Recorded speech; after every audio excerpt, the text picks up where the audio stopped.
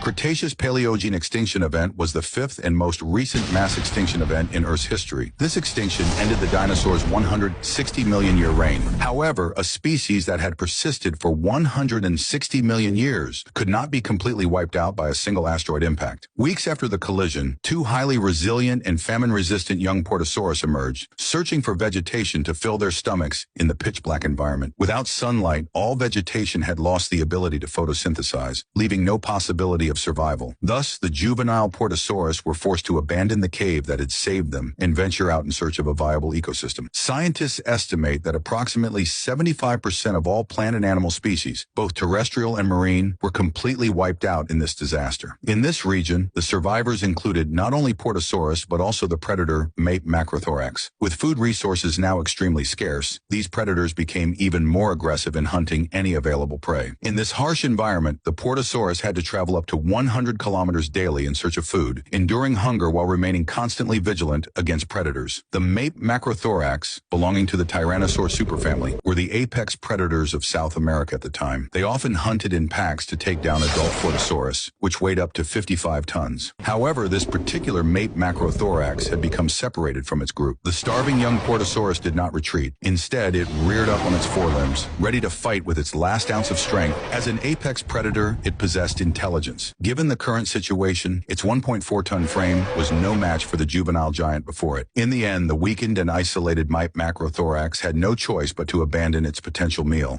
turning away in hunger and exhaustion. Starvation had left it severely debilitated. Its once sharp teeth and powerful limbs had lost their former strength. It could barely sustain basic life functions. As it wandered in search of prey, it could realistically overpower. Although the young Portosaurus had narrowly escaped death this time, they still faced the threat of starvation. Most vegetation had been destroyed, but a few hardy plants managed to survive in this desolate land, offering the Portosaurus a glimmer of hope. Scientists gradually realized through analysis that certain regions might have been spared severe damage purely by chance, perhaps due to unique geographical features, such as mountains blocking shockwaves and firestorms, or simply being far enough from the impact site. For the starving and exhausted juvenile Portosaurus, such a refuge could mean their last hope for survival. About a month after the asteroid impact, the two young Portosaurus reached the limits of their physical and mental endurance. Just as they were on the verge of collapse, an endless expanse of green vegetation suddenly appeared before them. Having traveled from what is now Patagonia, they had by sheer luck arrived in a special region, Antarctica, untouched by the asteroid's devastation and now lush with life. Here they found temporary relief from hunger and extreme environmental threats. This green oasis also harbored